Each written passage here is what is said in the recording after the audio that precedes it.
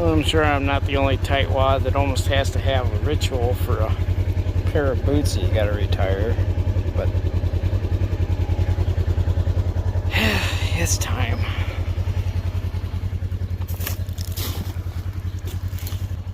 Well, in this truck, the seat belt was torn because it kept getting caught on the seat at some point in time.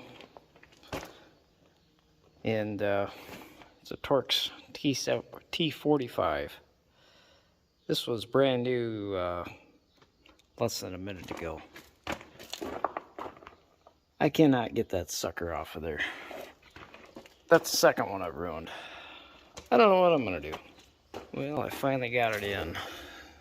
Back in behind here is a pile of wires. I don't know if you could tell on that last clip or not, but so I didn't really want to heat up in there because all these wires, but I did finally get my little torch in there and put an impact on a new T45 and it zipped it right out. So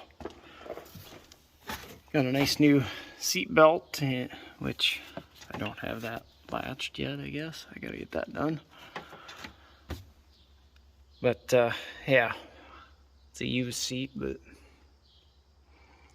new one they wanted $1,800 for. So, and I think I got 300 into this one or something. So this one wasn't that bad, but this is all busted off of there, and then the thing for raising it up and down, because Derek always raises it up because he likes to sit up high, and I usually like a little more cushion. So every time we swap back and forth, then always got to try to find that piece. And I don't know. It's got some small issues, but yeah. Whatever. This was the easiest solution, so that's what I did. Now we need to. I've been dreading these stupid fenders, but I'm gonna have to get at it. Well, I got one mounted anyways. There's not a whole lot, but you gotta have clearance so you don't rub the tires though either. So the airbags are empty, so that'll come up some.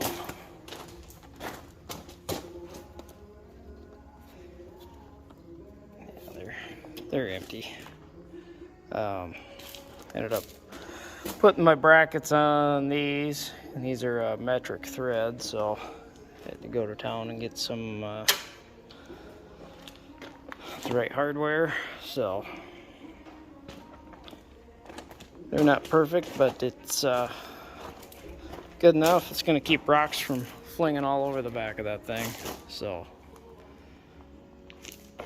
you can get different brackets, but I kind of wanted the stainless steel ones. I just think it'll look nicer on there, so that's what I did.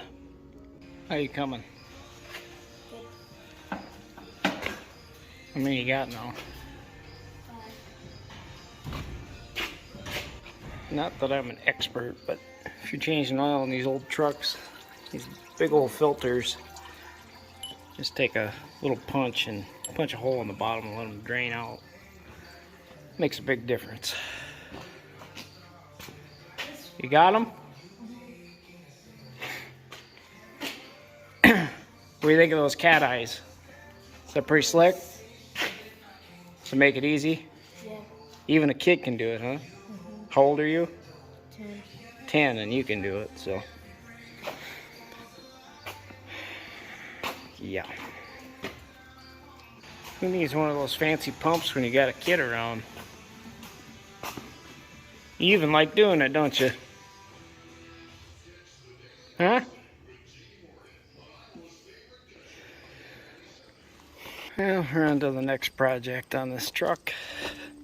I lost the driver's side one, so got new ones. And then, of course, the bolts didn't line up, and I fought and fought and fought, ruined 3 drill bits, and finally got mad and resorted to the torch. But yeah, Be nice to have both fenders again, or both mud flaps, I mean. Well, we got us a new toy. It's a Holy Stone, kind of a El Cheapo one, but I don't know, we're gonna give it a try.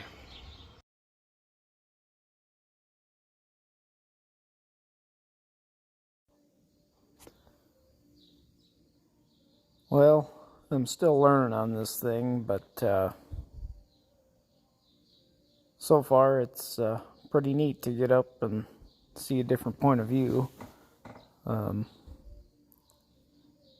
didn't figure it out right away, but when I was flying it here, I had it. It was in like really slow mode or whatever, so it wouldn't fly very far, very fast. Looking out across the neighbors there, I'm trying to go south. You're pointing south there, but you can see the different spots of the field. The lighter areas are showing up since we've been fairly dry. You can see all the wheel tracks in everybody's fields. I should have had the camera pointed up. My uncle's farm's just past that field. You can see the different chopped up areas, but spin around here and you can see all the beans I ran over on the end rows. One thing I thought was pretty neat, in the cornfield behind the place, you can see the different varieties. Off to the right, there's the different stripes. That's a test plot. And then about right in the middle, you can see changes varieties. Then you can see how crooked the crook is and how much beans I massacred on the end rows. But yeah,